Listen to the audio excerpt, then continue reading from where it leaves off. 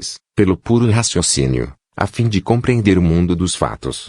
Do mundo empírico-analítico dos sentidos e da mente não conduz nenhum caminho para o mundo real dos valores intuídos pela razão pura, ou pelo puro raciocínio. Aqui Einstein fala como perfeito discípulo de Platão, ou como rei dos neoplatônicos, e se confessa adepto do sonho dos antigos.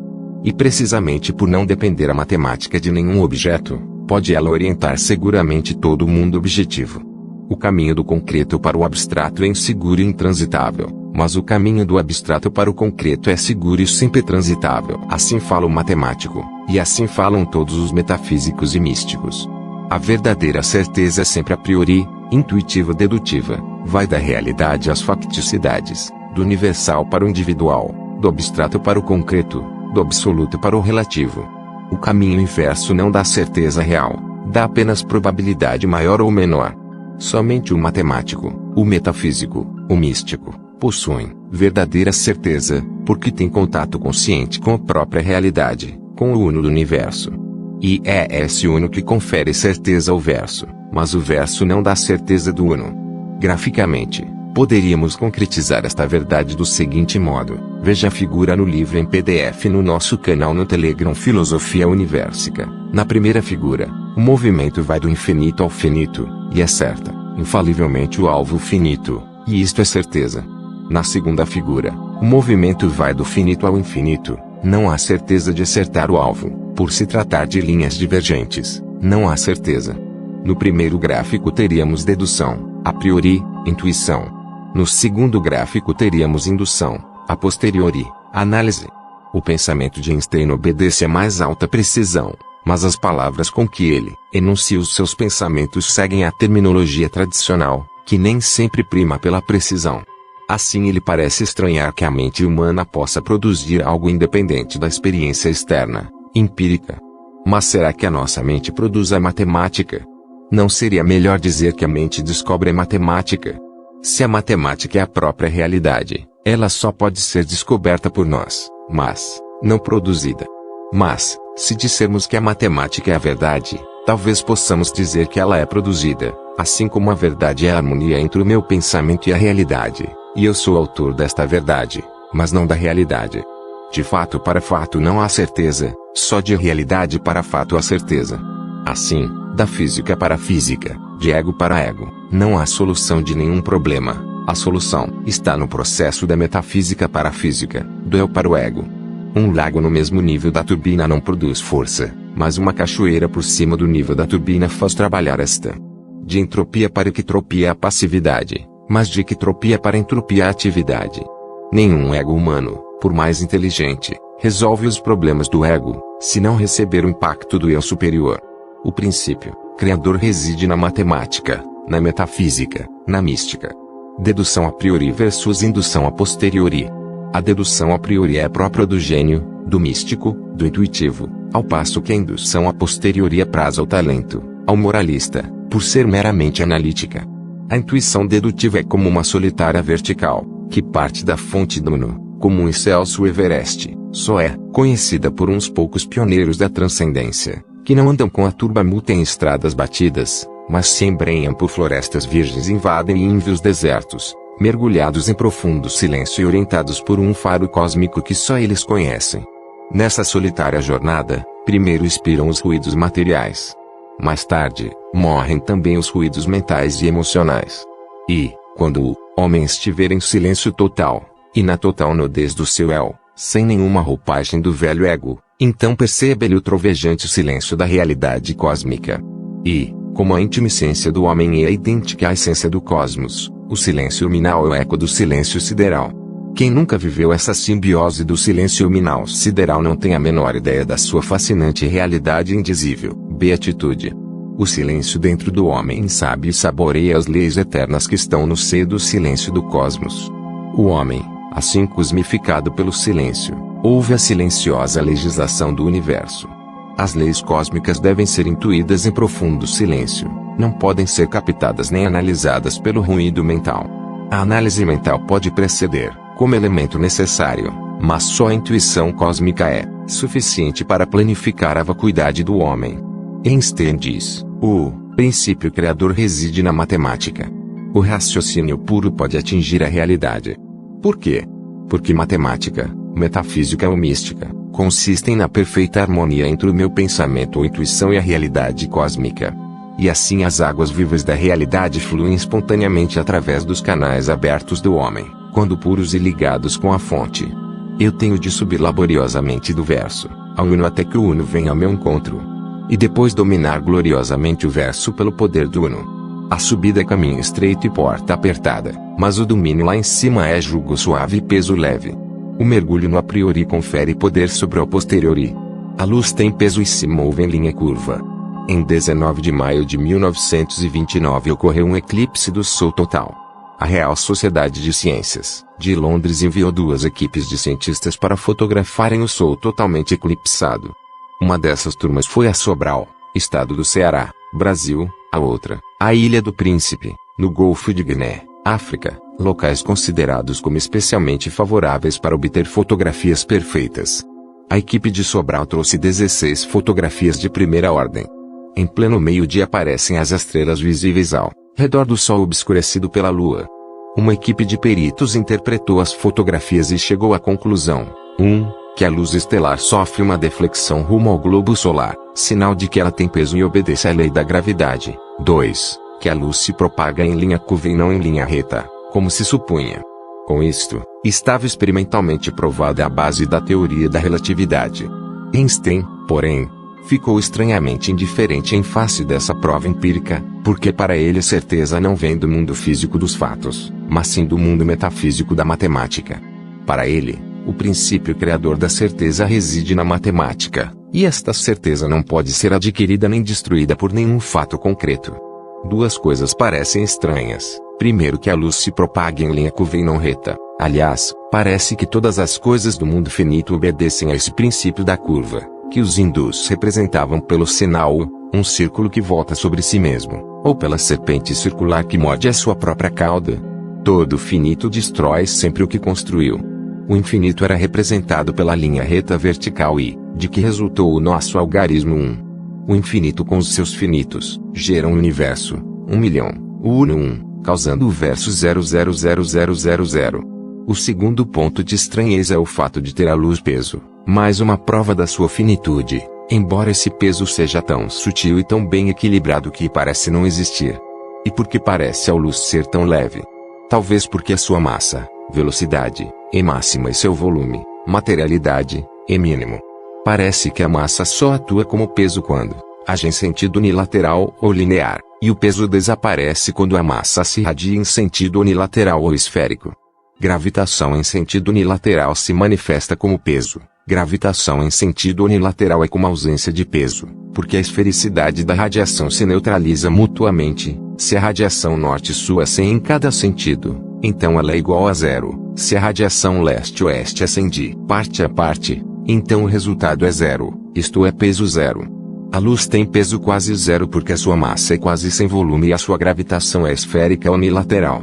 Se a luz fosse massa 100 e volume 0, não teria peso algum, mas Einstein demonstrou e a fotografia comprovou que a luz tem peso, o que prova que ela não é a massa absoluta, que seria sem peso, mas digamos 99% massa e 1% volume, e por isto o peso da luz pode ser igual a 1%. A esfericidade da sua gravitação não é, pois, total, absoluta. Se assim fosse, a luz não teria peso algum, não seria atraída pelo globo solar, porque a perfeita esfericidade da sua radiação neutralizaria todas as suas linearidades. Radiação, gravitação, absolutamente esférica, unilateral, neutraliza qualquer peso. Gravidade sem é o peso 0. Peso não é idêntico à gravidade. Peso é uma gravidade parcial, unilateral. Quando a gravidade é total, unilateral, o peso é nulo. Pode-se dizer que gravidade e velocidade são a mesma coisa. Se a velocidade da luz fosse absoluta, massa sem volume, então a gravidade da luz não teria peso algum.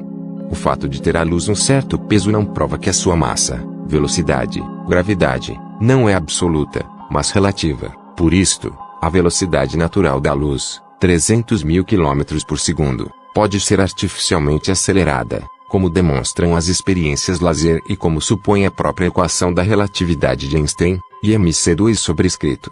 Sendo c a velocidade da luz, e podendo haver o quadrado dessa velocidade, segue-se que a velocidade natural da luz não é imutável. A luz não é uma constante absoluta, mas sim uma constante relativa. Existe como constante natural no cosmos, mas pode ser uma inconstante artificial no laboratório físico.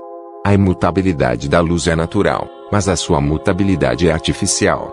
Sendo que a gravitação esférica, unilateral, equivale à ausência de peso, compreende-se que os corpos sidéreos permaneçam livremente no espaço, sem apoio, e porque o seu movimento não sofra aumento nem diminuição, uma vez que não há atrito, e seu peso é neutralizado pela sua gravitação esférica, unilateral. Nenhum dos corpos sidéreos tem peso, porque todos têm gravitação unilateral, mutuamente compensada e nulificada. A radiação esférico-unilateral da luz gera ausência de peso. Mas a proximidade de uma grande quantidade de matéria desequilibra esse equilíbrio, aparecendo como peso. Assim a luz representa o mínimo de determinismo alheio e o máximo de determinação própria. A luz se aproxima do poder de ser causa própria, da autodeterminação, e está longe do alho-determinismo. Max Planck, na teoria dos quanta, como já lembramos, provou que o determinismo alheio cresce na razão direta do volume, quantidade, e decresce na razão da massa, qualidade. Assim, um átomo, com volume mínimo, sofre determinismo mínimo, agindo de um modo quase livre, muitas vezes imprevisível, ao passo que uma molécula, ou outro agregado maior de matéria, está totalmente sujeito ao determinismo causal. O determinismo causal é diretamente proporcional ao volume do objeto, e inversamente proporcional à sua massa. O indeterminismo, autodeterminação, é diretamente proporcional à massa, e inversamente proporcional ao volume do objeto. A luz parece aproximar-se de uma tal ou qual autodeterminação, por ser o máximo de massa, qualidade, e o mínimo de volume, quantidade. A matéria, antítese da luz, é o máximo de volume, quantidade, e o mínimo de massa, qualidade, e por isto sofre todo o impacto do determinismo causal, que se revela pela inércia ou peso, por ser a sua radiação unilateral, unilinear. No homem, a luz pode ser representada pelo eu, máximo em qualidade, mínimo em quantidade, ao passo que a matéria é representada pelo ego, máximo em quantidade e mínimo em qualidade. O eu-luz é 99% ativo e 1% passivo, enquanto o ego-matéria é 99% passivo e 1% ativo. Estas proporções entre atividade e passividade variam conforme a evolução e a atuação do livre-arbítrio. Quando o eu, do livre-arbítrio chega ao máximo, o ego da escravidão desce ao mínimo. Eu sou a luz do mundo. O príncipe deste mundo, que é o poder das trevas, tem poder sobre vós, mas sobre mim não tem poder algum, porque eu já venci este mundo. A luz brilha nas trevas, mas as trevas não aprenderam a realidade de tempo e espaço. O homem comum está convencido de que um determinado objeto tem uma certa dimensão, digamos uma tridimensionalidade fixa e invariável, que, por exemplo, uma medida de metro tem tal comprimento, tal largura e tal espessura. Entretanto, não existe nenhum objeto com certo comprimento, certa largura e certa espessura fixos e constantes. Todas as dimensões variam com a duração, o tempo, a velocidade a que estão sujeitas. Se o meu corpo tem determinada altura, largura e espessura, aqui na Terra, essas dimensões são tais enquanto sujeitas ao conjunto das velocidades a que o meu corpo, aqui na Terra, está sujeito. A Terra se move, ao redor do seu próprio eixo em cada 24 horas, que é a menor das suas velocidades. 2. Move-se ao redor do Sol, com uma velocidade aproximada de 32 km por segundo, que equivale a mais de 30 vezes a velocidade inicial de uma bala de fuzil. 3. O Sol se move ao redor de outro Sol, ou estrela fixa, com uma velocidade muito maior do que as citadas, e cada objeto aqui na Terra acompanha também este movimento. 4. A nossa galáxia de sóis e estrelas se move ao redor de outra galáxia com inconcebível velocidade. Ora, está provado pela ciência que o volume de um corpo qualquer diminui com o aumento da sua velocidade, ao passo que sua massa aumenta com a velocidade.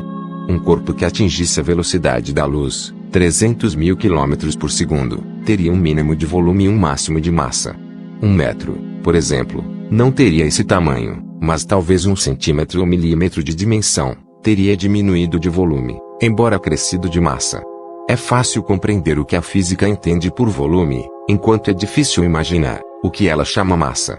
Fritz Kahn, no seu livro O Átomo, procura tornar compreensível esse conceito, dando o seguinte exemplo: imaginemos que o maior edifício do mundo, o Empire State Building de Nova York, fosse reduzido, por compressão, ao tamanho de uma agulha de costura. O seu volume teria diminuído enormemente, mas a sua massa seria ainda a mesma, e, como o peso corresponde à massa, o peso desse gigantesco edifício seria ainda o mesmo, e não haveria guindaste capaz de suspender essa agulha. A diminuição do volume por meio de compressão apenas eliminaria os vácuos existentes em qualquer matéria, e por isto não modificaria o peso, porque os vácuos não têm peso. Outro exemplo do mesmo autor é o seguinte: se comprimíssemos para dentro do globo solar todo o sistema planetário, restaria um volume do tamanho de uma bola de futebol, porque as circunstâncias, volume, seriam eliminadas parcialmente, ficando a substância, massa. Se neste momento a Terra parasse no seu movimento de rotação, de translação solar, estelar e galáctica, todos os objetos aumentariam de volume e diminuiriam de massa. Em resumo, a velocidade faz diminuir o volume, circunstância, e aumentar a massa, substância. Alguns dos grandes filósofos, sobretudo os da Grécia, anteciparam, na essência, a lei da relatividade, porque sentiram afinidade entre metafísica e matemática. Assim, por exemplo, Aristóteles, quando afirma que Deus é actus purus, pura atividade sem passividade, pura realidade sem facticidade, o que equivale a dizer que Deus, a suprema realidade, é qualidade sem quantidade, ou, em termos de Einstein, massa sem volume. Também a célebre comparação da roda girante enuncia a mesma verdade. Em uma roda que recebe o seu impulso pelo eixo, a força está no centro do eixo e os movimentos estão na periferia, e tanto maior é o movimento quanto mais distante do eixo, ao passo que tanto maior é a força quanto mais próxima do eixo. No centro dinâmico do eixo há força sem movimento, ao passo que as periferias são invariavelmente um misto de força e movimento, de realidade e facticidades, de universo, de essência e existência. Séculos mais tarde, escreveu Santo Agostinho, o centro de Deus está em toda parte, mas a sua periferia não está em parte alguma, afirmando, virtualmente, esta mesma verdade. Arquimedes de Siracusa afirma que, se o homem conseguisse colocar-se em um ponto fixo do cosmos, teria poder sobre todas as periferias movediças, afirmando mais uma vez o princípio fundamental da relatividade. Demócrito de Abdera, citado por Einstein com grande admiração, escreveu a primeira teoria atômica cerca de 24 séculos antes de Einstein. Imaginou um átomo realmente atômico, isto é, indivisível, como quintessência do universo, como puro uno sem verso, qualidade sem quantidade, antecipando a concepção da massa sem volume, da realidade absoluta, que é pura atividade, ou seja, velocidade integral. Milênios antes da era cristã, os grandes pensadores da Índia e da China, Buda, Krishna, Lao Tse, e outros, falam de Brahman e Maya, de Nirvana e Sansara, focalizando a concepção do uno infinito e do verso finito, da realidade e das facticidades, do absoluto e dos relativos, que são mais uma vez a base da teoria da relatividade. Em última análise, toda a metafísica mística são equivalentes à matemática, que é, afinal de contas, a matemática abstrata senão a consciência da realidade. E que são a metafísica e a mística senão esse contato consciente com a realidade. Pelos sentidos e pela mente, o homem atinge apenas o mundo dos relativos. Terceira parte. Artigos, pensamentos e alocuções de Einstein sobre ciência, filosofia e religião. As famosas declarações, fatos e valores, convicções necessárias para orientarem o nosso agir e garantirem os valores da existência, não podem ser adquiridas exclusivamente no plano das pesquisas científicas, porquanto o método científico nada nos pode ensinar além de fatos e a relatividade dos seus conceitos. O esforço por adquirir tais conhecimentos objetivos faz parte do mais elevado alvo que o homem é capaz, e eu, dificilmente, cairei na suspeita de querer amesquinhar essas conquistas e os esforços heróicos do homem, nesse terreno. Mas é igualmente claro que aquilo que é, das UAS e ST, não conduz nenhum caminho para aquilo que deve ser, da sua ascenso. Do conhecimento daquilo que é, por mais claro que seja este conhecimento, não podemos derivar nenhuma finalidade para os esforços humanos.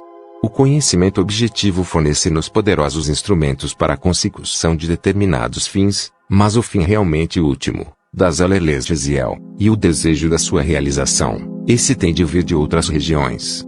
Que a nossa atividade adquira uma razão de ser somente pela criação desse fim, e seus valores correspondentes, isto, certamente, não necessita de ulterior comprovação.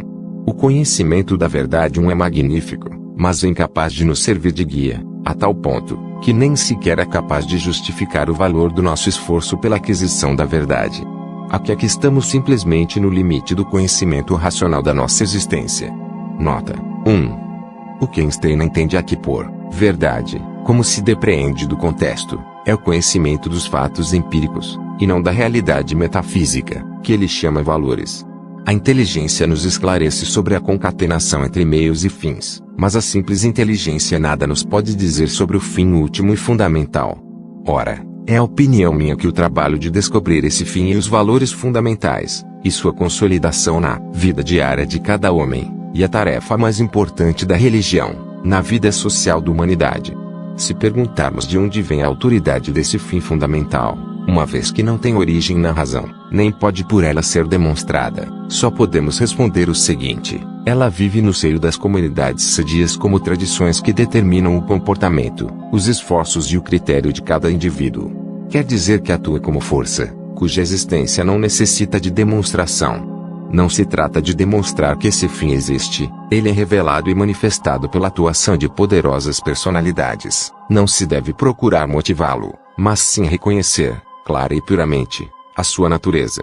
É tarefa da educação ajudar o homem a se desenvolver em um espírito tal que essas máximas básicas se lhe tornem então evidentes como o ar que respira. Quando perguntamos em que consiste precisamente o característico de um homem religioso, talvez possamos afirmar que consiste no fato de se libertar das algemas do seu egoísmo, construindo, através do seu modo de pensar, sentir e agir, um mundo de valores suprapersonais. O que me parece característico e decisivo, nessa atitude, é o impacto desse conteúdo suprapersonal e a firme convicção da sua soberana importância.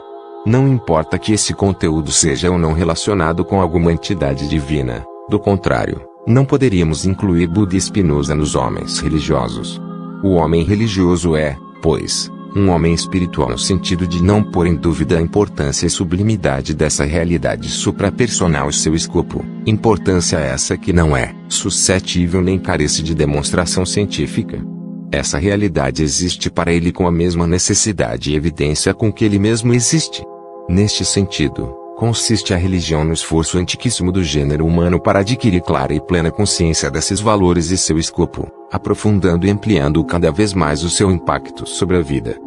Em face disto, é totalmente impossível qualquer conflito entre ciência natural e religião, porquanto a ciência só pode verificar aquilo que é, das was est, mas não aquilo que deve ser, das was sensou. O critério sobre o valor fica para além do seu alcance. A religião, por seu turno, trata somente do valor do humano pensar e agir, não está autorizada a falar de fatos objetivos e suas relações.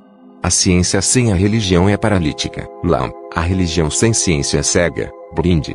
Sentido atual da palavra paz. Os gênios mais notáveis das antigas civilizações sempre preconizaram a paz entre as nações. Compreendiam sua importância. Mas hoje, esta posição moral é rechaçada pelos progressos técnicos. E nossa humanidade civilizada descobre o novo sentido da palavra paz, significa a sobrevivência. Do mesmo modo, seria concebível que um homem, em sã consciência, pudesse fugir à sua verdadeira responsabilidade diante do problema da paz? Em todos os países do mundo, grupos industriais poderosos fabricam armas ou participam de sua fabricação. Em todos os países do mundo, eles se opõem à resolução pacífica do menor litígio internacional. Contra eles, porém, os governos atingirão este objetivo essencial da paz, quando a maioria dos eleitores os apoiar energicamente. Porque vivemos em regime democrático e nosso destino e o de nosso povo dependem inteiramente de nós. A vontade coletiva se inspirará nesta íntima convicção pessoal. A religiosidade da pesquisa. O espírito científico, fortemente armado com seu método, não existe sem a religiosidade cósmica. Ela se distingue da crença das multidões ingênuas que consideram Deus um ser de quem esperam benignidade do qual temem o castigo, uma espécie de sentimento exaltado da mesma natureza que os laços do filho com o pai, um ser com quem também estabelecem relações pessoais, por respeitosas que sejam. Mas o sábio, bem convencido da lei de causalidade de qualquer acontecimento, decifra o futuro e o passado submetidos às mesmas regras de necessidade e determinismo. A moral não lhe suscita problemas com os deuses, mas simplesmente com os homens. Sua religiosidade consiste em espantar-se, em extasiar-se diante da harmonia das leis da natureza, revelando uma inteligência tão superior que todos os pensamentos humanos e todo o seu empenho não podem desvendar, diante dela, a não ser seu nada irrisório. Este sentimento desenvolve a regra dominante de sua vida, de sua coragem, na medida em que supera a servidão dos desejos egoístas. Indubitavelmente, este sentimento se compara àquele que animou os espíritos criadores religiosos em todos os tempos. Ciência e religião. Entre povos primitivos, é sobretudo o temor que evoca noções religiosas, medo de fome, de animais selvagens, de doenças e da morte. Sendo que, nesse estágio, a compreensão de nichos causais é, geralmente, pouco desenvolvida. A mente humana inventa para seu uso seres mais ou menos análogos, de cuja vontade e atividade dependam os acontecimentos temidos. A tendência humana consiste então em alcançar o favor dessas entidades, mediante a prática de certos atos e pelo oferecimento de sacrifícios que, consoante as tradições transmitidas de geração em geração, propiciam esses seres, e os dispõem favoravelmente para com o homem mortal. Refiro-me à religião do temor que, embora não a tenha criado, representa contudo uma etapa importante estabilizada pela formação de uma casta sacerdotal peculiar, que se arvora como medianeiro entre o povo e os seres por ele temidos, e erige uma hegemonia nesta base. Em muitos casos, o guia ou líder, cuja posição depende de outros fatores, ou, então uma classe privilegiada, combina funções sacerdotais com as de autoridade civil, conferindo maior segurança a esta, ou os chefes políticos e a casta sacerdotal fazem causa comum e interesse próprio. Outra fonte para a cristalização da religião são os sentimentos sociais. Pais e mães e os chefes de comunidades humanas são falíveis e mortais. O desejo de orientação, o amor e a manutenção, fazem nascer no homem a concepção social e moral de Deus. E assim nasce o Deus Providência, que protege e dispõe, premia e castiga, o Deus que, de acordo com a largueza de visão do crente, ama e favorece a vida da tribo ou raça humana ou mesmo a vida como tal. Esse Deus é um confortador no sofrimento e nos anseios insatisfeitos, um Deus que preserva da morte as almas. É esta a concepção social moral de Deus. As escrituras judaicas ilustram admiravelmente a evolução da religião do temor para a religião da moral, que tem a sua continuação no Novo Testamento. As religiões de todos os povos civilizados, sobretudo no Oriente, são principalmente religiões morais. A transição de uma religião de temor para uma religião moral representa um grande passo na vida de uma nação. É conceito errôneo supor que as religiões primitivas estejam baseadas inteiramente no temor, e que as religiões dos povos civilizados sejam puramente morais. Erro esse que o devemos evitar. A verdade é que em todas elas aparecem tipos intermediários, com a ressalva de que, nos níveis superiores, a religião moral predomina. O traço comum a todas essas religiões é a concepção antropomorfa que elas têm de Deus. Somente, indivíduos de dons excepcionais e comunidades de mentalidade excepcionalmente elevada ultrapassam substancialmente esse nível. Entretanto, há um terceiro estado de experiência religiosa, que aparece em todas as classes, mas raras vezes se encontra em forma pura, tipo esse que eu apelido de experiência religiosa cósmica. E bem difícil explicar esse sentimento a alguém que dele não possua experiência alguma, sobretudo porque é que acaba toda a concepção antropomorfa de Deus. Neste nível, o homem sente nada de todos os desejos e escopos humanos, bem como a maravilhosa ordem e sublimidade que se manifestam tanto na natureza como também no mundo do pensamento. Aqui, o homem contempla a existência individual como uma espécie de prisão e anseia experimentar o universo como um todo, único e significativo. Os primórdios dessa religiosidade cósmica já aparecem em remotos estágios evolutivos, como, por exemplo, em muitos dos Salmos de Davi, e em alguns profetas. O budismo, como fazem ver especialmente os maravilhosos escritos de Schopenhauer, contém disto vestígios notavelmente mais ricos.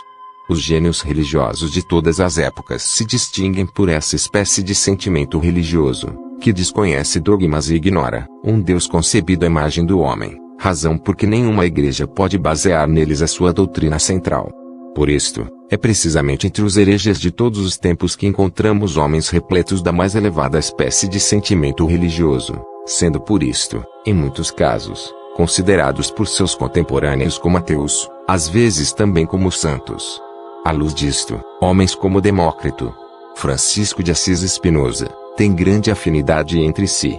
Como pode a experiência cósmica ser comunicada a outra pessoa, quando não suscita nenhuma noção definida de Deus e lhe falta qualquer teologia? A meu ver, é a mais importante função da arte e da ciência despertar este sentimento, e mantê-lo vivo nas pessoas que deles são capazes.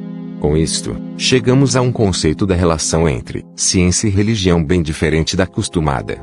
Do ponto de vista histórico, estamos inclinados a considerar ciência e religião como antagonistas irreconciliáveis, e isto por uma razão muito óbvia.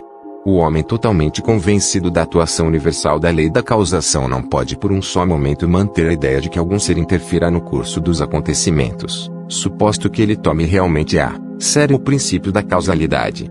Para ele, não há lugar para uma religião de temor, nem tampouco uma religião de caráter social e moral.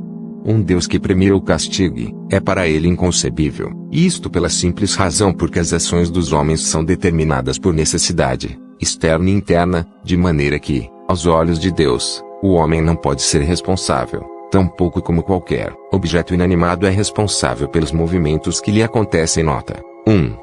Como se vê, Einstein nega, em teoria, o livre-arbítrio, mas, na prática, o afirma a cada passo, como criador de valores. Se do mundo dos fatos não conduz nenhum caminho para o mundo dos valores, das was sem sou, aquilo que deve ser, de onde vêm esses valores, senão da criatividade do livre-arbítrio? Einstein, como cientista, não pode abrir mão da lei universal de causa e efeito. Para ele só existe determinismo, e qualquer indeterminismo seria flagrantemente anticientífico. Mas, para nós, livre-arbítrio não é indeterminismo, é autodeterminação. Não é a ausência de casualidade, mas é a autocausação, é o poder de ser causa própria. É claro que Deus não premia nem castiga ninguém, é o próprio homem que se premia se castiga. Assim como o homem é autopremiador e é autocastigador, assim também é autocausante, e isto é livre-arbítrio. Por esta razão, a ciência tem sido acusada de solapar a moralidade, acusação essa que é injusta.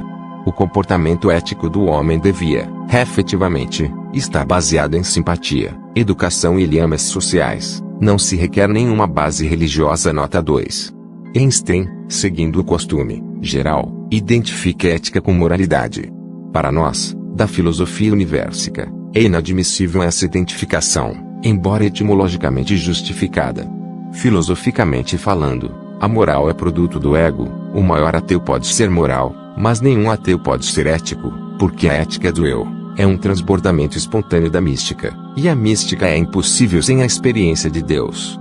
Em que precária situação se encontraria o homem se tivesse de ser determinado por medo ou esperança de prêmio após a morte? De maneira que é fácil verificar porque as igrejas sempre combateram a ciência e perseguiram os seus adeptos. Por outro lado, eu sustento que a religiosidade cósmica é o mais poderoso e nobre estímulo para as pesquisas científicas. Somente os que compreendem os imensos esforços e, acima de tudo, a obra pioneira que a ciência teórica exige, podem avaliar o poder de emoção que tal obra pode brotar, obra que já estão distante das realidades imediatas da vida. A convicção da racionalidade do universo, e o anseio por compreender, mesmo como débil reflexo mental, essa racionalidade, é o que deve ter animado Kepler e Newton para levarem adiante, através de anos, os seus solitários esforços, a fim de explicar os princípios da mecânica celeste. O que confere forças a homens dessa têmpera é o sentimento de religiosidade cósmica. Disse um dos nossos contemporâneos, e com justiça, que nesta era de materialismo em que vivemos, os cientistas sérios são unicamente os homens profundamente religiosos. Dificilmente encontraríamos entre as mentalidades científicas um só homem que não fosse possuído de uma religiosidade peculiar. Mas essa religiosidade é tão diferente da religião do homem ingênuo, porquanto, para este, Deus é um ser do qual se espera algum benefício ou cuja punição se teme. Sentimento esse que é sublimação daquilo que uma criança sente em face de seu pai. Supõe um ser com o qual o homem mantém uma relação pessoal, por mais profundo que seja o seu colorido de reverência. O cientista, porém, é dominado por um senso de causação universal, Para ele, o futuro é, sob todos os respeitos, tão necessário e tão determinado como o passado. A moralidade nada tem que ver com o divino, é algo inteiramente humano. Mas o sentimento religioso assume a forma de um arrobo de estupefação, à vista da harmonia da lei universal, que revela uma inteligência de tamanha superioridade que, em face dela, todo o raciocínio sistemático e todas as atividades do homem não passam de um reflexo extremamente insignificante. Essa experiência é o princípio que guia o homem em sua vida e em seus trabalhos, preservando-os das algemas de desejos egoísticos. É fora de dúvida que nisto revela o cientista religioso uma afinidade que se assemelha à que dominava os gênios religiosos de todos os tempos. O valor do homem é determinado, em primeira linha, pelo grau e pelo sentido em que ele se libertou do seu ego. O que, a meu ver, há de propriamente valioso na vivência humana, não é o Estado, mas sim o indivíduo humano, dotado de sentimento e criatividade. O rebanho humano como tal permanece embotado no seu pensar e sentir. Necessidade da cultura moral. Sinto necessidade de dirigir a vossa sociedade para a cultura moral, por ocasião de seu jubileu, votos de prosperidade e de sucesso. Não é, na verdade, a ocasião de recordar com satisfação aquilo que um esforço sincero obteve no domínio da moral, no espaço de 75 anos. Porque não se pode sustentar que a formação moral da vida humana seja mais perfeita hoje do que em 1876. Predominava então a opinião de que tudo se podia esperar da explicação dos fatos científicos verdadeiros e da luta contra os preconceitos e a superstição. Sim, isto justificava plenamente a vida e o combate dos melhores. Neste sentido, muito se adquiriu nestes 75 anos, e muito se propagou graças à literatura e ao teatro. Mas, fazer desaparecer obstáculos não conduz automaticamente ao progresso moral da existência social individual. Esta ação negativa exige, além disso, uma vontade positiva para a organização moral da vida coletiva.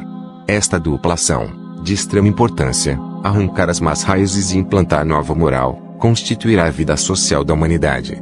Aqui a ciência não pode nos libertar. Creio mesmo que o exagero da atitude ferozmente intelectual, severamente orientada para o concreto e o real, fruto de nossa educação, representa um perigo para os valores morais.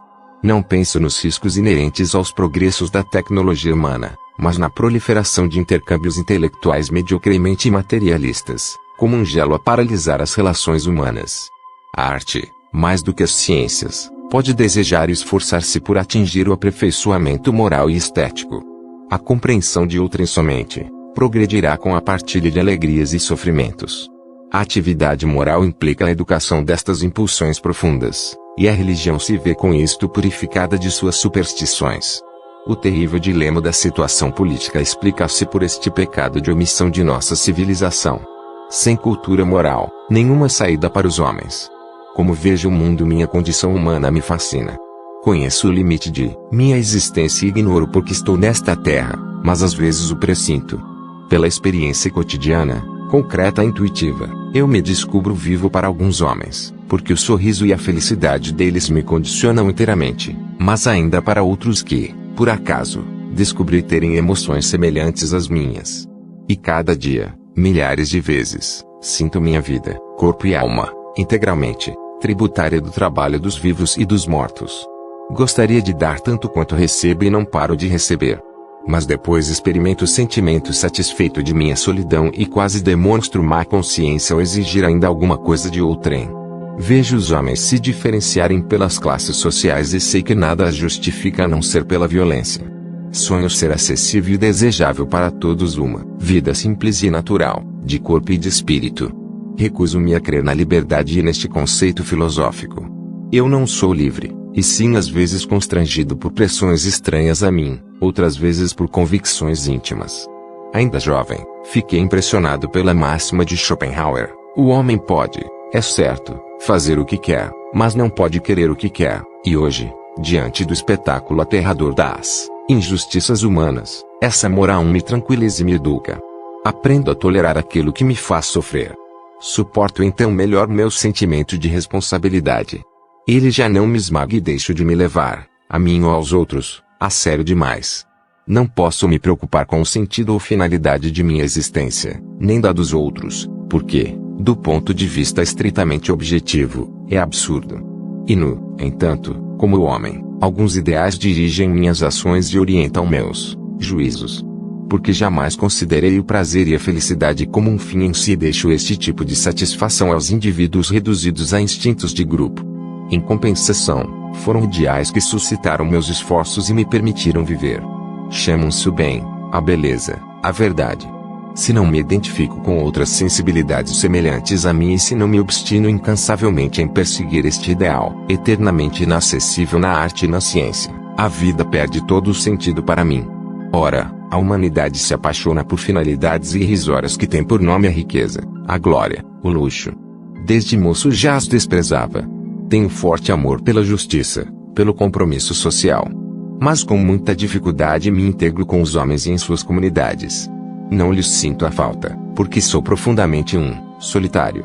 Sinto-me realmente ligado ao Estado, à pátria, a meus amigos, à minha família no sentido completo do termo. Mas meu coração experimenta, diante desses laços, curioso sentimento de estranheza, de afastamento e a idade vem acentuando ainda mais essa distância. Conheço com lucidez e sem prevenção as fronteiras da comunicação e da harmonia entre mim e os outros homens. Com isso perdi algo, da ingenuidade ou da inocência, mas ganhei minha independência. Já não mais firmo uma opinião, um hábito ou um julgamento sobre outra pessoa. Testei o homem. É inconsistente. A virtude republicana corresponde ao meu ideal político. Cada vida encarna a dignidade da pessoa humana, e nenhum destino poderá justificar uma exaltação qualquer de quem quer que seja. Ora, o acaso brinca comigo. Porque os homens me testemunham uma incrível e excessiva admiração e veneração. Não quero e não mereço nada. Imagino qual seja a causa profunda, mas quimérica, de seu sentimento. Querem compreender as poucas ideias que descobri. Mas a elas consagrei minha vida, uma vida inteira de esforço ininterrupto. Fazer, criar, inventar exigem uma unidade de concepção, de direção e de responsabilidade. Reconheço esta evidência. Os cidadãos executantes, porém, não deverão nunca ser obrigados e poderão escolher sempre seu chefe. Ora, bem depressa e inexoravelmente, um sistema autocrático de domínio se instala e o ideal republicano degenera. A violência fascina os seres moralmente mais fracos. Um tirano vence por seu gênio, mas seu sucessor será sempre um rematado canalha. Por esta razão, luto sem tréguas apaixonadamente contra os sistemas dessa natureza, contra a Itália fascista de hoje e contra a Rússia soviética de hoje. A atual democracia na Europa naufraga e culpamos por esse naufrágio o desaparecimento da ideologia republicana. Aí vejo duas causas terrivelmente graves. Os chefes de governo não encarnam a estabilidade e o modo da votação se revela impessoal. Ora, creio que os Estados Unidos da América encontraram a solução desse problema. Escolhem um presidente responsável eleito por 4 anos. Governa efetivamente e afirma de verdade seu compromisso. Em compensação, o sistema político europeu se preocupa mais com o cidadão, com o enfermo e o indigente. Nos mecanismos universais, o mecanismo Estado não se impõe como o mais indispensável. Mas é a pessoa humana, livre, criadora sensível que modela o belo e exalta o sublime, ao passo que as massas continuam arrastadas por uma dança infernal de imbecilidade e de embrutecimento. A pior das instituições gregárias se intitula exército. Eu odeio. Se um homem puder sentir qualquer prazer em desfilar aos sons de música, eu desprezo este homem. Não merece um cérebro humano, já que a medula espinhal satisfaz. Deveríamos fazer desaparecer o mais depressa possível este câncer da civilização. Detesto com todas as forças o heroísmo obrigatório, a violência gratuita e o nacionalismo débil. A guerra é a coisa mais desprezível que existe. Preferiria deixar-me assassinar a participar desta ignomínia. No entanto, creio profundamente na humanidade. Sei que este câncer de há muito deveria ter sido extirpado. Mas o bom senso dos homens é sistematicamente corrompido. E os culpados são escola, imprensa, mundo dos negócios, mundo político. O mistério da vida me causa a mais forte emoção. É o sentimento que suscita a beleza e a verdade, cria a arte e a ciência. Se alguém não conhece esta sensação ou não pode mais experimentar espanto ou surpresa, já é um morto-vivo e seus olhos se cegaram.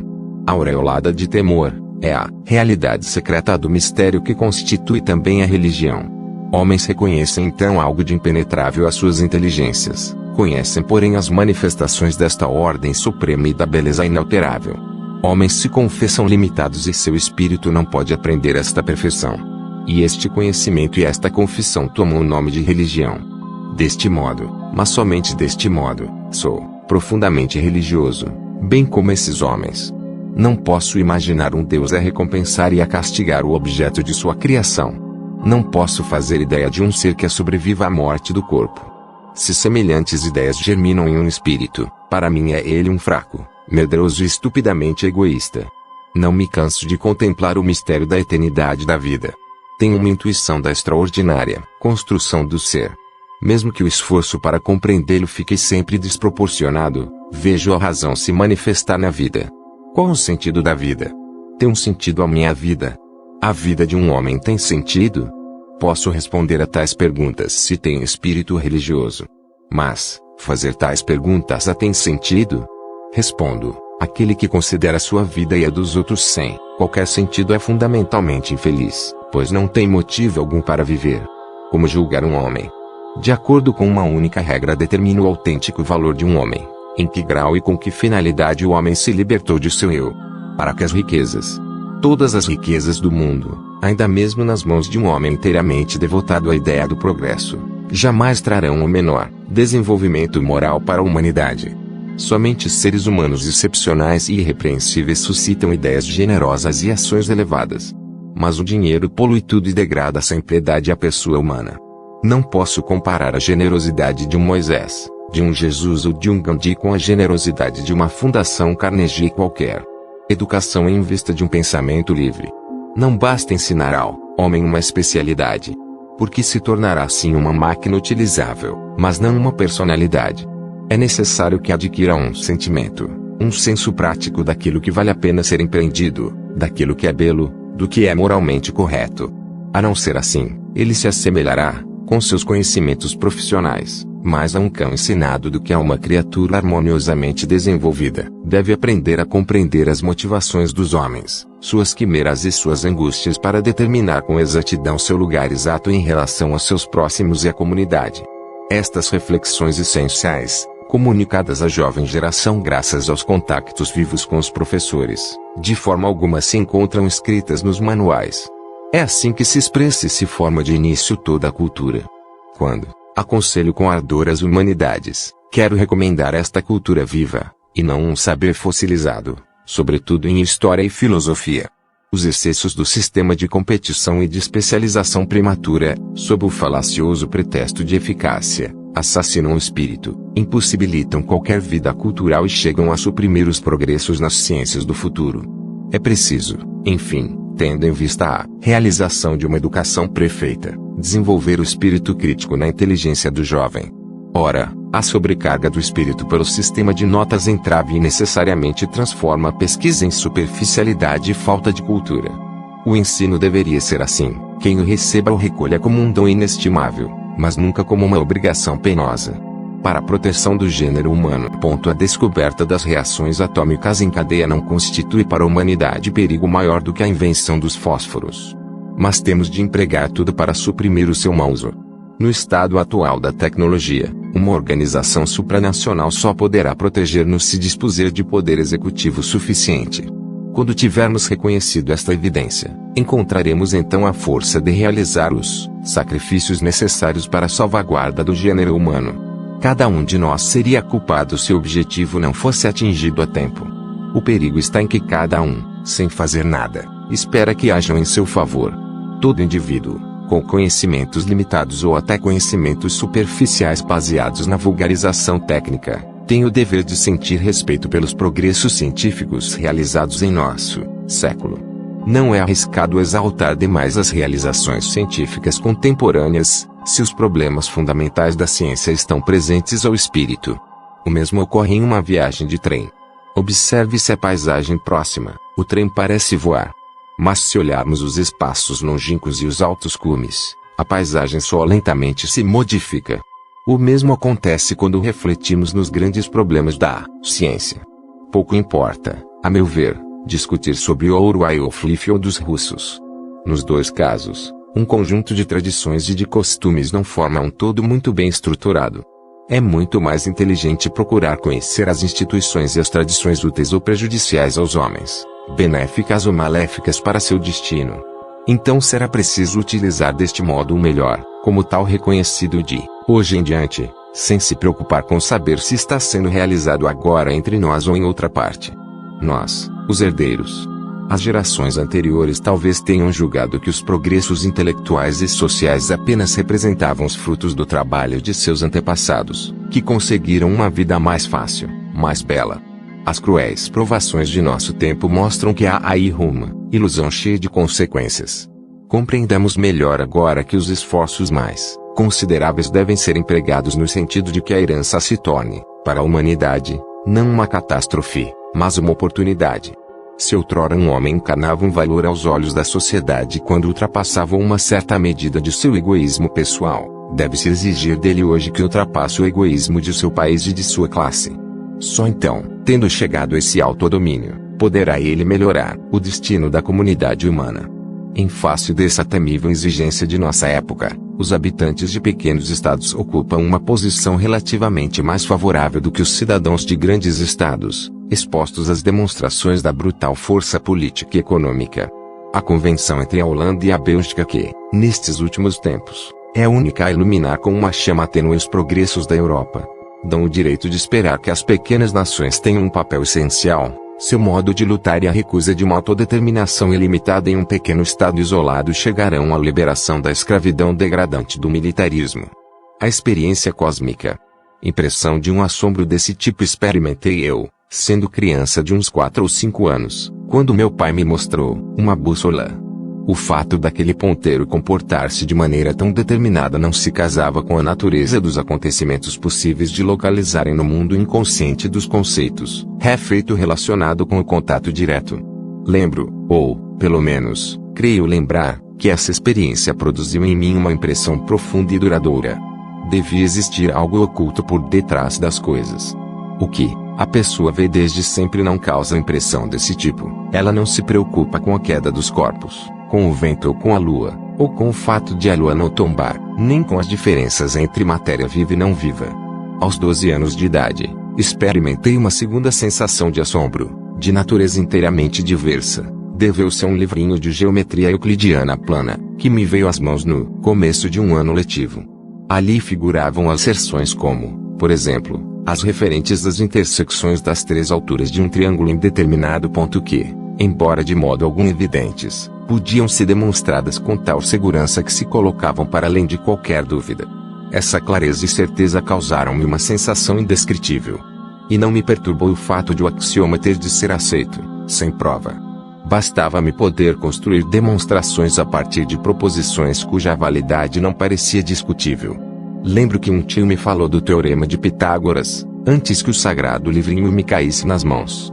Depois de muito esforço, consegui demonstrar o teorema, com base na similaridade de triângulos. Ao fazê-lo, pareceu-me evidente que as relações entre os lados dos triângulos retângulos estariam completamente determinadas por um dos ângulos agudos. Só o que não se apresentava como igualmente evidente parecia-me exigir demonstração. Os objetos com que lida a geometria não se afiguravam diferentes dos objetos da percepção sensorial, que podem ser vistos e tocados. Essa primitiva ideia, provavelmente presente na base da conhecida problemática levantada por Kant relativamente à possibilidade de juízos sintéticos a priori, apoiava-se, obviamente, no fato de que a relação dos conceitos geométricos para com os objetos da experiência direta, barras rígidas, intervalo finito, etc., estava, inconscientemente, em mim. O despertar para a matemática. O despertar para a matemática percebi que a matemática se abria em numerosas especialidades, cada uma das quais poderia facilmente absorver a curta vida que nos é dada. Encontrei-me, consequentemente, na posição do asno de Buridan, incapaz de decidir-se por este ou aquele molho de feno. Tal se devia obviamente ao fato de que minha visão no campo da matemática não era suficientemente ampla para permitir-me diferenciar, com clareza, o fundamentalmente importante, o realmente básico do restante de uma erudição mais ou menos dispensável. Além disso, meu interesse pelo conhecimento da natureza era incomparavelmente maior, e, como estudante, eu não percebia que aprofundar o conhecimento dos princípios básicos da física está ligado aos mais intricados métodos matemáticos. A consciência desse fato só despertou em mim gradualmente, após anos de atividade científica independente. Certo é que também a física se divide em campos diversos, cada qual capaz de devorar toda uma curta vida de trabalho, sem satisfazer a fome de um conhecimento mais profundo. Também requer esmagadora massa de dados experimentais insuficientemente relacionados uns com os outros. Aqui, entretanto, logo aprendi a discernir o que era suscetível de conduzir aos fundamentos.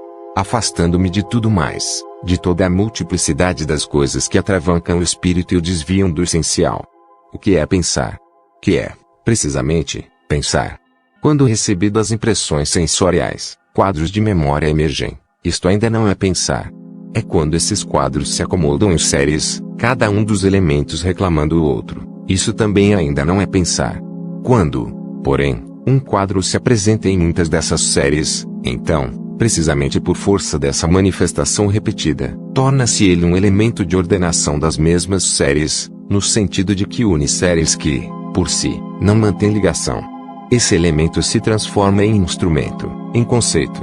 Entendo que a passagem da livre associação, ou do sonhar, para o pensar se caracteriza pelo papel mais ou menos dominante que desempenha o conceito. Não é de maneira alguma necessário que o conceito apareça preso a um signo sensorialmente cognoscível e possível de reprodução, palavra. Todavia, quando isso ocorre, o pensamento se torna, por esse meio, comunicável. Com que direito, perguntará o leitor, em tão problemático terreno, esse homem trata dessa maneira descuidosa e primitiva as ideias, sem fazer sequer o mínimo esforço para evidenciar alguma coisa? Minha defesa: todo nosso pensamento tem a natureza de livre jogo com os conceitos. Justificação desse jogo está na medida em que, ajudados por ele, possamos alcançar perspectiva que se alteie sobre a experiência. O conceito de verdade não pode ser aplicado a essa estrutura, a meu ver. Esse conceito só pode colocar-se em pauta quando já se encontra a nosso dispor uma concordância ampla, convenção, concernente aos elementos e regras do jogo. De minha parte, não duvido de que o pensamento opere, em grande parte, sem recurso a signos, palavras, e seja, em grau considerável, inconsciente.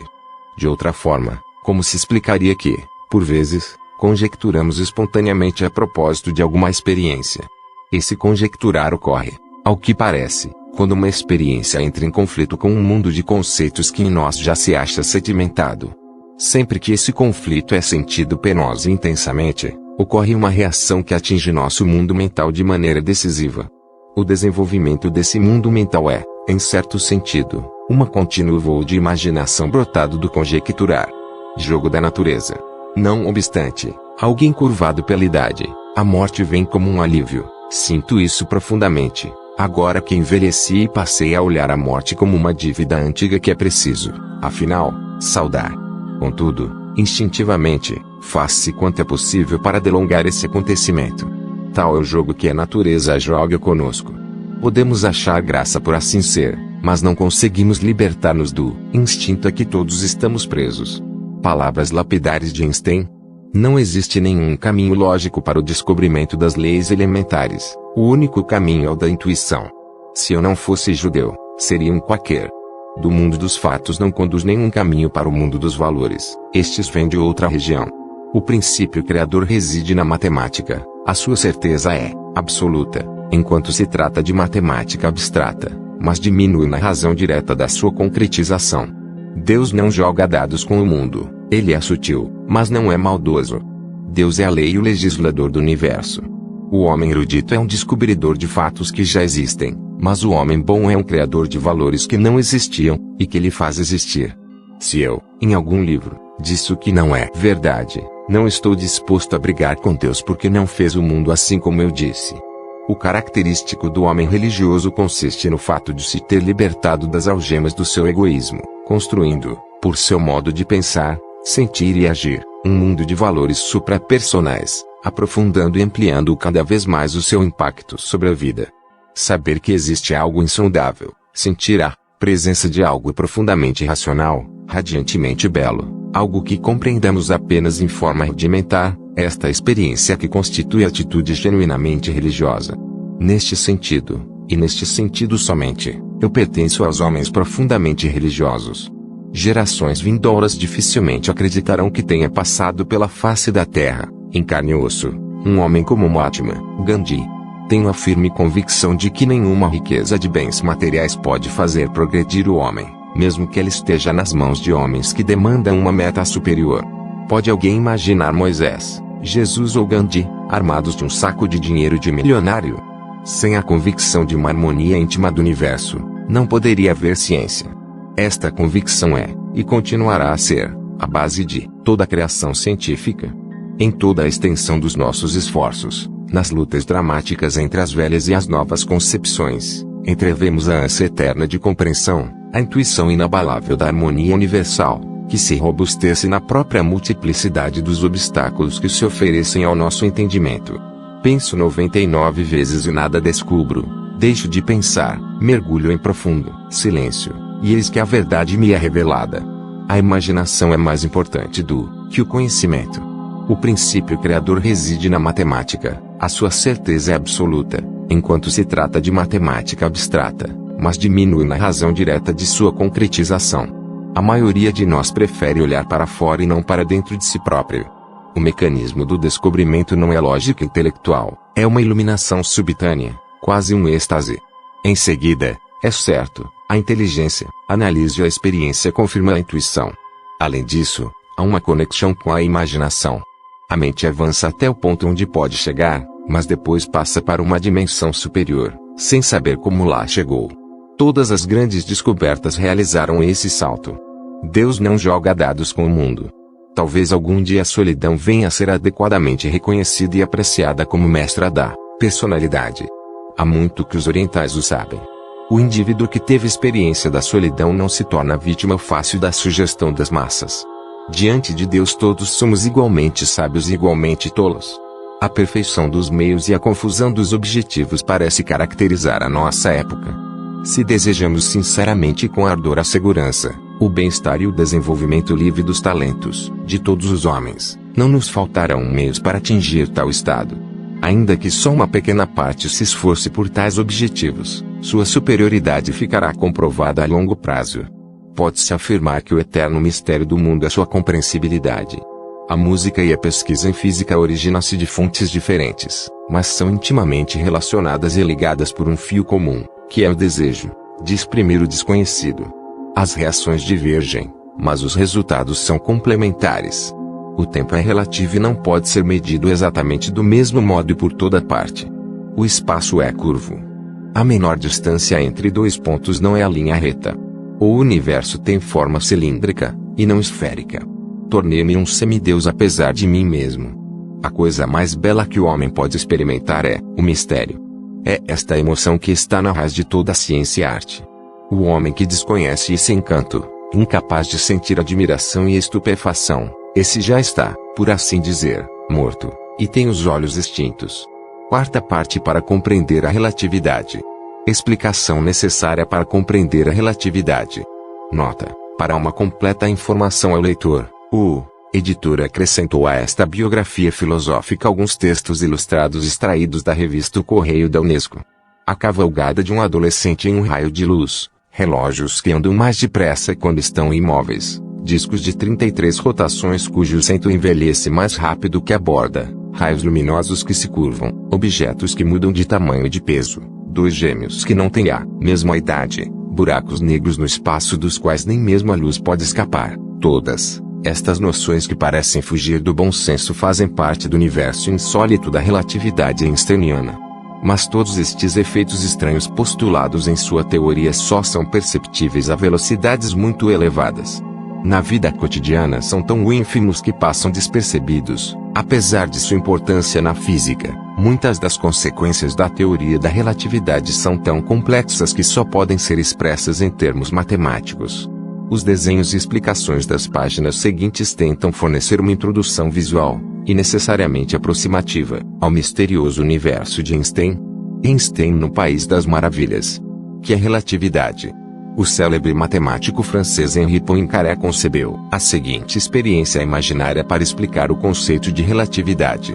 Suponhamos, dizia, que uma noite, enquanto estivéssemos profundamente adormecidos, tudo, absolutamente tudo no universo aumentasse 1000 vezes: o Sol, a Terra, as estrelas, nossa casa, nossa cama, nós mesmos, o comprimento das ondas luminosas, os átomos, os elétrons.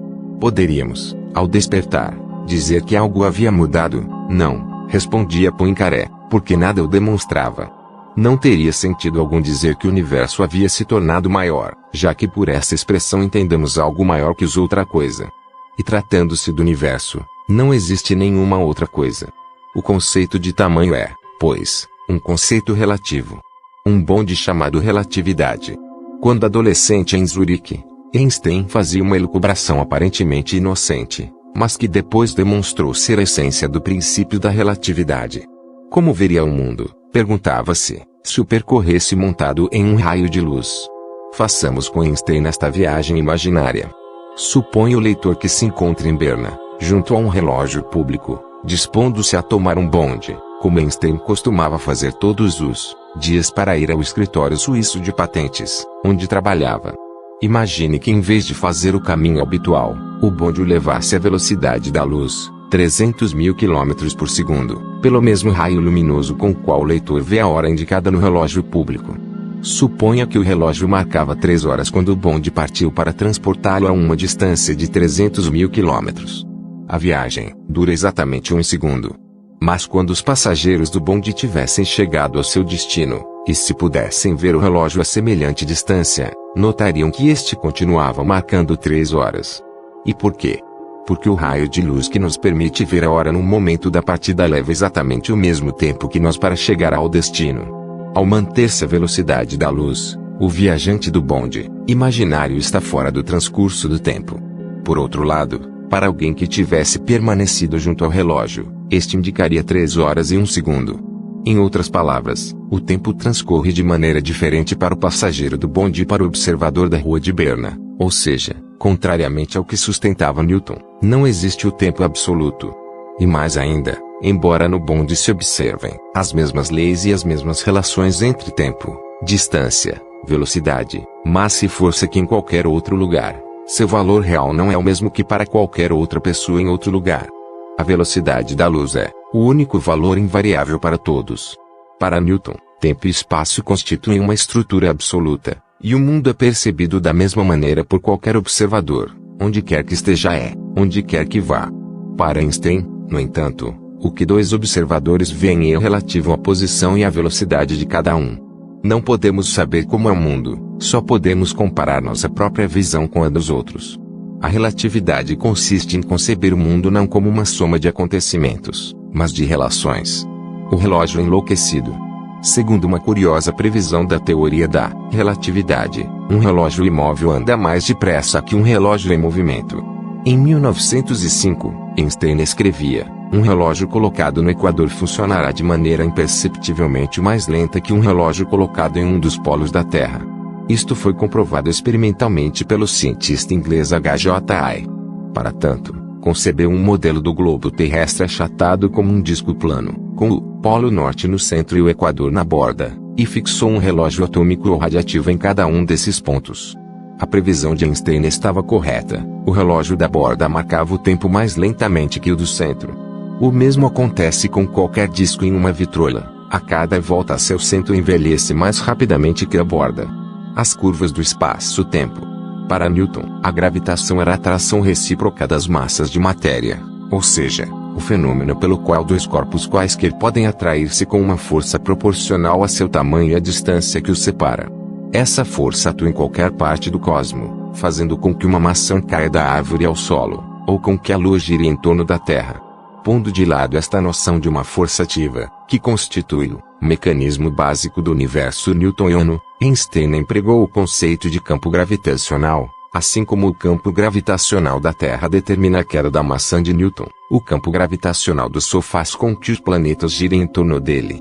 Segundo Einstein, a matéria cria este campo gravitacional provocando em torno de si uma distorção do que chamou contínuo espaço-tempo. Pode-se comparar este fenômeno à deformação sofrida por um tapete de espuma de borracha sobre o qual se colocam objetos pesados, no caso o Sol e as estrelas. O desenho mostra as linhas curvas da superfície côncavo-convexa que a luz seguiria em sua trajetória, e o desvio ou deflexão desta ao encontrar em seu caminho grandes corpos celestes. A previsão de Einstein de que a luz das estrelas, ao passar perto do Sol, descrevia no espaço uma linha curva devido à presença do astro, foi confirmada graças à observação já célebre de um eclipse total do Sol, feita pelo astrônomo inglês Sir Arthur Eddington em 1919. O peso dos objetos não é o mesmo. O peso dos objetos não é o mesmo em todos os pontos da superfície terrestre.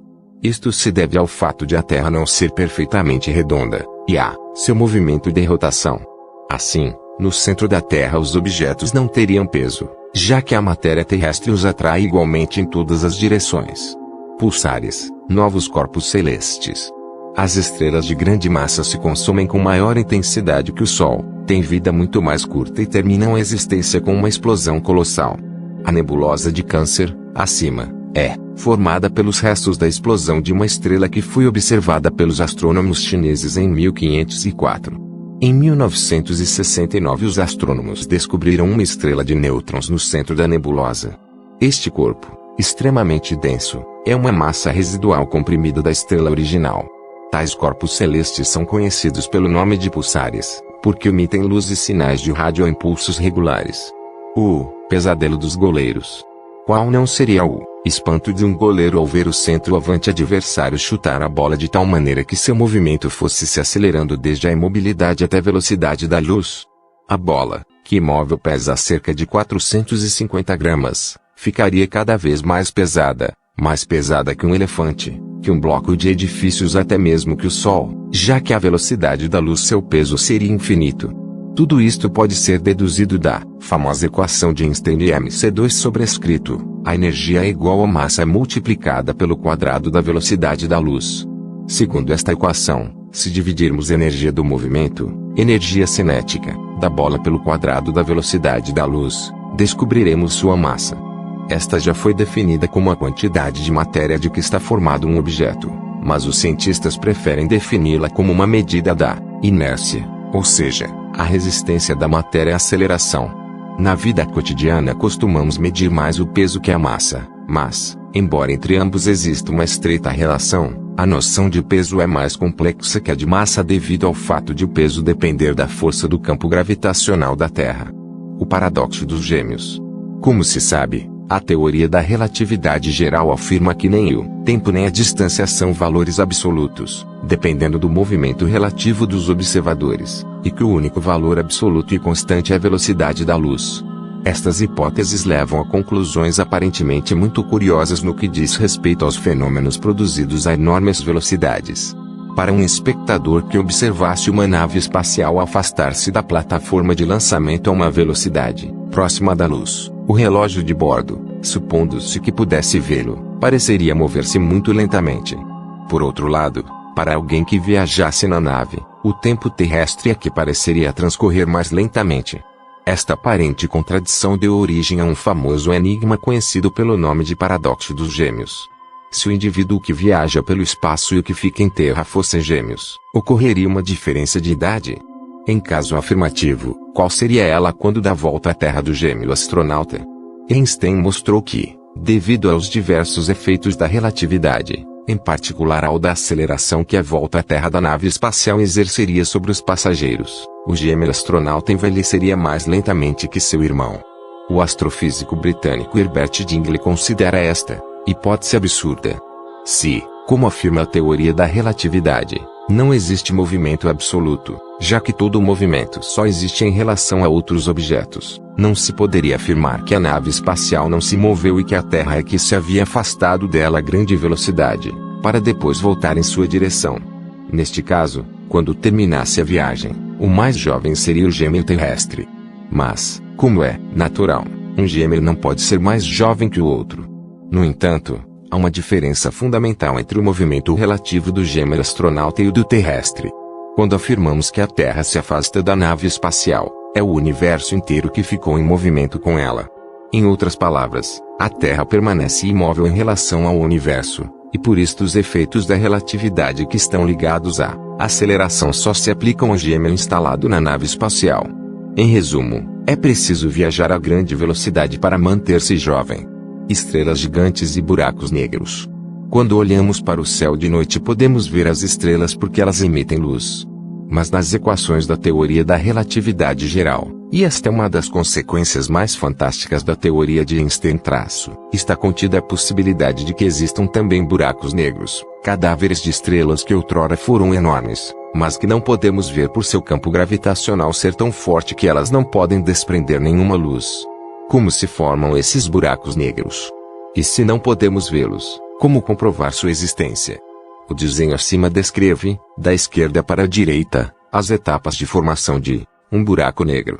No período de estabilidade das estrelas maciças, a pressão gravitacional, representada pelas setas dirigidas para o interior, é equilibrada pela das radiações emitidas por reações nucleares no centro das estrelas, setas dirigidas para o exterior.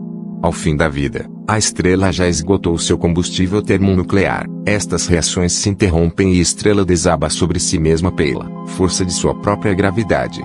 Por fim, a estrela que sofre este desabamento gravitacional, desenho do centro, se estabiliza em uma fase de enorme condensação. Seu volume é mínimo para uma densidade e uma gravidade infinitamente grandes. Os buracos negros são por definição invisíveis, até mesmo para os telescópios mais potentes, mas sua presença pode ser detectada pelos efeitos que causam sobre as estrelas visíveis situadas nas proximidades. Devido a seu imenso poder gravitacional, os buracos negros se comportam como gigantescos aspiradores do espaço, absorvendo tudo que passa a seu alcance. Abaixo, os gases desprendidos de uma estrela maciça visível são arrastados para um buraco negro invisível. Quando estes gases penetram em espiral no buraco negro, são esquentados e comprimidos, emitindo raios-x que os astrônomos podem detectar. O universo está em expansão. Os trabalhos de Einstein deram um novo impulso à cosmologia, ou estudo do universo.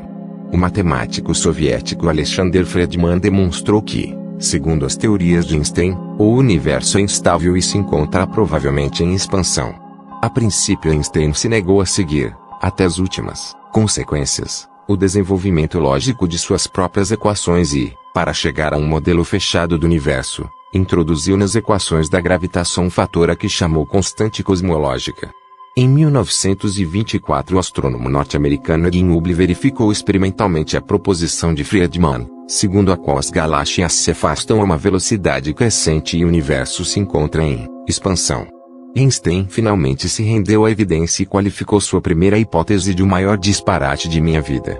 Acima, representação de um universo aberto, constantemente em expansão. Abaixo, a de um universo fechado que acabará por contrair-se. A relatividade em imagens.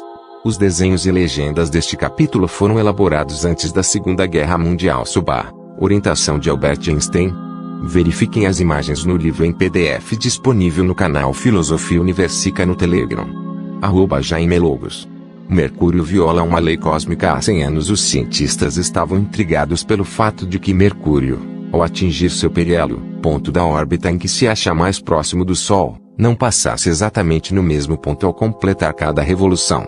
O planeta parecia exceder a velocidade habitual dos corpos celestes ao realizar um trajeto suplementar, representado aqui pelo segmento AB, na ilustração da página seguinte, que em 100 anos foi de 43 segundos de arco. A explicação dada por Albert Einstein nesta aberração iria se constituir em um dos corolários de sua teoria da relatividade geral. Relatividade da velocidade. A velocidade de um objeto é relativa, dependendo do observador, como demonstram os desenhos abaixo. Nos 3 casos, o submarino avança a sua velocidade máxima, mas a distância que percorre em 1 hora varia devido ao movimento da água. Assim, enquanto a velocidade do submarino continua sendo a mesma em relação à água, não o é para um observador situado em terra, que, ignorando as marés, suporia que o motor do submarino funciona com velocidade moderada no primeiro caso, muito lentamente no segundo, e a grande velocidade no terceiro. A velocidade da luz é constante. 2 canhões imaginários, fixados nos polos da Terra, disparam simultaneamente um projétil à Lua. Pela diferença de velocidade entre os 2 projéteis, devido ao movimento da Terra, estes chegam ao seu destino com alguns dias de intervalo. Mas, os raios de luz emitidos pelos canhões chegam à Lua no mesmo instante, exatamente 1 segundo e 1/3 depois de realizados os disparos. Nenhum movimento, produzido na fonte luminosa ou no meio atravessado pela luz, afeta sua velocidade, razão pela qual ela é um padrão de medida extremamente importante na teoria da relatividade. Vê diagrama abaixo. Relatividade da direção que nos parece uma linha reta pode, na realidade, ser uma curva. Uma pessoa que deixa cair uma pedra do alto de uma torre, a vê descrever uma linha reta até o solo, mas esquece que a Terra se move. Devido a este movimento, um observador situado no espaço veria a pedra cair não em linha reta, mas seguindo a linha curva B, representada na ilustração da página seguinte. Relatividade do tempo. Dois faróis muito afastados entre si emitem um sinal no mesmo instante. Um homem situado no solo, exatamente a meio caminho entre as duas torres, vê as duas luzes simultaneamente. Mas para um observador que se encontre no dirigível que avança na direção do farol da esquerda, as duas luzes não seriam simultâneas. A da torre mais próxima a ele apareceria uma fração de segundo antes que a outra, já que tem uma distância menor a percorrer. Vê desenho abaixo. O homem que revolucionou a arte de pensar. Entrevista concedida ao Estado de São Paulo, em 11 de março de 1979, o ex-jesuíta e filósofo brasileiro Huberto Rodin, descendente de alemães, conviveu com Einstein na Universidade de Princeton, em 1945 e 1946, quando lá cumpriu uma bolsa de estudos. Hoje, aos 85 anos, ele é o fundador da filosofia universica, inspirada parcialmente nas ideias de Einstein. E na sua tranquila casa no bairro do Sumaré, com a voz pausada e firme, ele diz: Albert Einstein apareceu no céu no século XX como cometa, e sua teoria da relatividade riscou o firmamento noturno como um meteoro, que explodiu sobre a Terra. Para Huberto Rodin, que se comovia diante da silenciosa, humana e às vezes patética figura de Einstein, quando caminhava com ele, a pé, pelos serenos bosques de Princeton, o cientista não era um homem como os outros. Por essa razão, nenhum ser humano convencional compreenderá integralmente sua personalidade ou sua obra, a não ser que compreenda também a diferença entre o ser ego pensante e o cosmo pensado. Einstein, segundo já se escreveu, aproximava-se muito dos antigos mágicos, alquimistas e taumaturgos, devido a seu pensamento intuitivo, e não meramente analítico, o que não significa, porém, que tenha tido algum poder sobrenatural. Ele acreditava que não há nenhum caminho lógico para o descobrimento das leis elementares. O único caminho seria a intuição. Huberto Rodin chama a atenção para esse aspecto. É um erro supor que Einstein tenha descoberto a teoria da relatividade por meio de pacientes pesquisas e análises de largos anos. É certo que fez pesquisas, e muitas, mas estas análises por si só não podem ser consideradas como a causa intrínseca das suas descobertas, são apenas as condições extrínsecas das mesmas. Einstein não era, então, um ego pensante, mas um cosmo pensado, explica Rodin. O homem ego pensante é restrito ao seu minúsculo círculo dos sentimentos e da mente, e não compreende, por exemplo, que a razão pode alargar esse círculo abrangendo muitos níveis de consciência. Raros seres atingiram a cosmoconsciência. Entre eles estaria Moisés, Plotino, o iniciador do monismo, Amenhotep IV, Santo Agostinho, Buda, Jesus Cristo, e Einstein. A cosmoconsciência é chamada por Spinoza, filósofo querido por Einstein, de alma do universo. Para Cristo, acrescenta Rodin, a cosmoconsciência é o Pai. Para alguns orientais, é tal realidade. Para Einstein, esse poder seria a lei. Os seres cosmopensados não pensam apenas com o poder do seu ego pessoal, seriam pensados pelo poder do cosmos, pela alma do universo. Talvez por isso Einstein tenha dito uma vez: eu penso 99 vezes e nada descubro, deixo de pensar, e eis que a verdade me é revelada. Ele sempre se impressionou profundamente com a filosofia de Schopenhauer, que atribuía mais realidade à consciência do que aos sentidos. Huberto Rodin tenta conduzir seu pensamento 33 anos atrás, quando viu Einstein pela primeira vez. Parece-se um pouco com Einstein, era padre secular, foi jesuíta, e tudo isso abandonou para ser um livre pensador, como Einstein foi. O cientista não acreditava em um Deus, preocupado com os destinos de cada homem, mas em uma suprema consciência universal. E era irreverente, anarquista, pacifista, silencioso e dócil. Um homem bom. O Einstein que eu conheci, lembra Rodin com os olhos brilhando de saudade, era uma síntese feliz entre talento analítico e gênio intuitivo.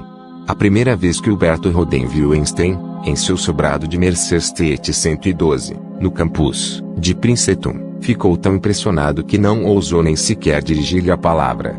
E recorda, em seu livro Einstein, O Enigma do Universo, um dos 65 que escreveu, cabeleira desgrenhada, barba por fazer, sapatos sem meias, todo envolto em um vasto manto cinzento, com o olhar longínquo de esfinge em pleno deserto. Lá estava este homem cujo corpo vivia na Terra, mas cuja mente habitava nas mais remotas plagas do cosmos, ou no centro invisível dos átomos. Conversar com Einstein seria profanar a sua sagrada solidão. Mais tarde, menos reverente, Rodin, que já era um homem maduro, nos seus 50 anos, acompanhava o velho cientista nas longas caminhadas matinais de sua casa até o Instituto de Estudos Avançados, onde às vezes se encontrava com Oppenheimer, Fermi, Bohr, von Braun, Meitner e outros cientistas.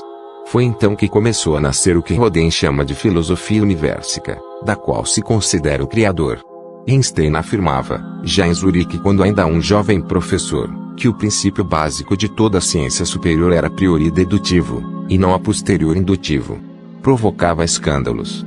Em nossa linguagem, diz Rodin, seria o último estágio do processo cognoscitivo. Vai do uno ao verso, e não vice-versa. O homem deve focalizar a causa, uno, e daí partir para os efeitos. Verso. Einstein negava a existência de um caminho capaz de conduzir dos efeitos para a causa ou, como afirmava, dos fatos para os valores. Mas Einstein era, sobretudo, um homem bom. Ele não se irritava, não tinha vaidades, compreendia as fraquezas humanas e gostava de solidão. Era por natureza inimigo das dualidades. Dois fenômenos ou dois conceitos que parecem opostos ou diversos me ofendem, escreveu certa vez. Minha mente tem um objetivo supremo, suprimir as diferenças. Buscava a unidade em tudo, e dizia, o amor tende a fazer de duas pessoas um único ser. Dada nossa ignorância quanto à maneira de o cérebro humano operar, é difícil conceber que alguém pretenda explicar a criatividade de um cientista como Einstein, observa Jeremy Bernstein, um de seus biógrafos. E assim foi. As teorias de Einstein não foram a princípio compreendidas, e até hoje muitos não captam o sentido integral de suas ideias, pois Einstein não só mudou a concepção do mundo como instaurou uma nova maneira de pensar. Einstein revelou, em resumo, que o espaço é curvo, que a menor distância entre dois pontos não é a linha reta, que o universo não é infinito, mas ilimitado, que o tempo e o espaço absolutos não existem, que o tempo é relativo e não pode ser, portanto, medido exatamente do mesmo modo e por toda parte, que as medidas de tamanho variam com a velocidade, que o universo tem forma cilíndrica e não esférica, que um corpo em movimento diminui de volume, mas aumenta em massa, e que, uma quarta dimensão, o tempo, é acrescentada às três dimensões conhecidas, comprimento, largura e espessura. Foi a completa subversão dos conceitos até então admitidos pela ciência e pelo que se convencionou chamar razão. O cientista George W. Gray escreveu que uma vez que a teoria da relatividade é apresentada por seu autor em linguagem matemática e, a rigor, não pode ser apresentada em nenhuma outra, há certa presunção em qualquer tentativa de traduzi-la em vernáculo. Seria o mesmo que interpretar a Quinta Sinfonia de Beethoven em um saxofone. Em 1916, Einstein divulgaria sua teoria geral da relatividade. A especial foi divulgada em 1905, corrigindo as ideias de Newton, ao prever um universo de 4 dimensões e sempre influenciado pela força da gravidade. Esse universo espaço-tempo é curvo ou arqueado pela gravidade, particularmente perto de corpos maciços, como as estrelas. Assim sendo, a luz curva-se ao passar nas suas proximidades. Para Newton, o universo era uma grande máquina. Para Einstein, o universo era um grande pensamento. Huberto Rodin cita Garbedian, ao denominar o universo de Newton como uma monarquia solar, com seu trono em certo lugar sideral, um centro geométrico. Para Einstein, porém, a monarquia solar ou galáctica passa a ser uma cosmocracia universal, cujo monarca não reside em parte alguma, já que está em toda parte. Assim, se para Newton o cosmos era estático, rígido, definido e imutável, para Einstein o universo é instável. Nada fixo, tudo é imóvel. Nada é absoluto, tudo é relativo. O próprio Einstein gostava de fazer piadas com suas descobertas. E, assim, ao discorrer uma vez sobre a curvatura do espaço, disse que se o homem tivesse uma visão extraordinária, que rompesse todas as limitações, ele olharia para frente e veria a própria nuca. As confusões sobre viagens no tempo teriam surgido, segundo um dos biógrafos de Einstein, com uma conferência de Hermann Minkowski, ex-professor de Einstein, na 8ª Assembleia de Físicos e Cientistas Alemães, em 1908. As concepções de espaço e tempo que desejo apresentar-lhes, disse o cientista, brotaram do solo da física experimental e nisso reside a força que tem. São radicais. Ora por diante, o espaço em si mesmo e o tempo em si mesmo estão condenados a desvanecer-se em sombras e somente a conjugação de um outro preservará uma realidade independente. Alguns escritores de ficção científica entenderam mal essa frase e puseram-se a imaginar que, em razão do aspecto quadridimensional da relatividade, seria possível ir e voltar no tempo, em direção ao futuro e ao passado. Final do livro. Dados biográficos de Gilberto Rodin. Nasceu na antiga região de Tubarão, hoje São Ludgero, Santa Catarina, Brasil em 1893. Fez estudos no Rio Grande do Sul. Formou-se em Ciências, Filosofia e Teologia em universidades da Europa, Innsbruck, Áustria, Valkenburg, Holanda, e Nápoles, Itália. De regresso ao Brasil, trabalhou como professor, conferencista e escritor. Publicou mais de 65 obras sobre ciência, filosofia e religião, entre as quais várias foram traduzidas para outras línguas, inclusive para o Esperanto. Algumas existem em braille, para institutos de ceigos. Rodin não está afiliado a nenhuma igreja, seita ou partido político. Fundou e dirigiu o movimento filosófico e espiritual Alvorada. De 1945 a 1946 teve uma bolsa de estudos para pesquisas científicas, na Universidade de Princeton, New Jersey, Estados Unidos, onde conviveu com Albert Einstein e lançou os alicerces para o movimento de âmbito mundial da filosofia universal, tomando por base do pensamento e da vida humana a constituição do próprio universo, evidenciando a afinidade entre matemática, metafísica e mística. Em 1946, Gilberto Rodin foi convidado pela American University, de Washington, D.C., para reger as cátedras de Filosofia Universal e de Religiões Comparadas, cargo este que exerceu durante 5 anos. Durante a última Guerra Mundial foi convidado pelo Bureau of Inter-American Affairs, de Washington, para fazer parte do corpo de tradutores das notícias de guerra, do inglês para o português. Ainda na American University, de Washington, fundou o Brazilian Center, Centro Cultural Brasileiro, com o fim de manter intercâmbio cultural entre o Brasil e os Estados Unidos. Na capital dos Estados Unidos, Rodin frequentou, durante 3 anos, o Golden Lotus Temple, onde foi iniciado em Kriya Yoga por Swami Premananda, diretor hindu da Ashram. Ao fim de sua permanência nos Estados Unidos, Gilberto Rodin foi convidado para fazer parte do corpo docente da nova International Christian University, ICU, de Metaka, Japão, a fim de reger as cátedras de Filosofia Universal e Religiões Comparadas, mas, por causa da guerra na Coreia, a universidade japonesa não foi inaugurada, e Rodin regressou ao Brasil. Em São Paulo foi nomeado professor de Filosofia na Universidade Mackenzie, cargo do qual não tomou posse. Em 1952, fundou em São Paulo a Instituição Cultural e Beneficente Alvorada, onde mantinha cursos permanentes em São Paulo, Rio de Janeiro e Goiânia, sobre filosofia universal e filosofia do Evangelho, e dirigia casas de retiro espiritual, ashrams, em diversos estados do Brasil. Em 1969, Gilberto Rodin empreendeu viagens de estudo e experiência espiritual pela Palestina, Egito, Índia e Nepal, realizando diversas conferências com grupos de yogis na Índia. Em 1976, Rodin foi chamado a Portugal para fazer conferências sobre autoconhecimento e autorrealização. Em Lisboa fundou um setor do Centro de Autorrealização Alvorada. Nos últimos anos, Rodin residia na capital de São Paulo, onde permanecia alguns dias da semana, escrevendo e reescrevendo seus livros, nos textos definitivos. Costumava passar 3 dias da semana no ashram, em contato com a natureza, plantando árvores, flores ou trabalhando no seu Opiaron modelo.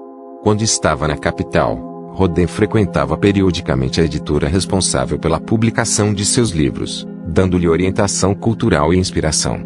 A 0 hora do dia 8 de outubro de 1981, Após longa internação em uma clínica naturista de São Paulo, aos 87 anos, o professor Huberto Rodin partiu deste mundo e do convívio de seus amigos e discípulos. Suas últimas palavras em estado consciente foram: "Eu vim para servir a humanidade." Rodin deixa, para as gerações futuras, um legado cultural e um exemplo de fé e trabalho, somente comparados aos dos grandes homens do século XX. Huberto Rodin é o principal editando da editora Martin Claret. Meus amigos, muito obrigado por curtir, compartilhar e nos ajudar no que podem para que todos tenham alcance a mensagem filosófica da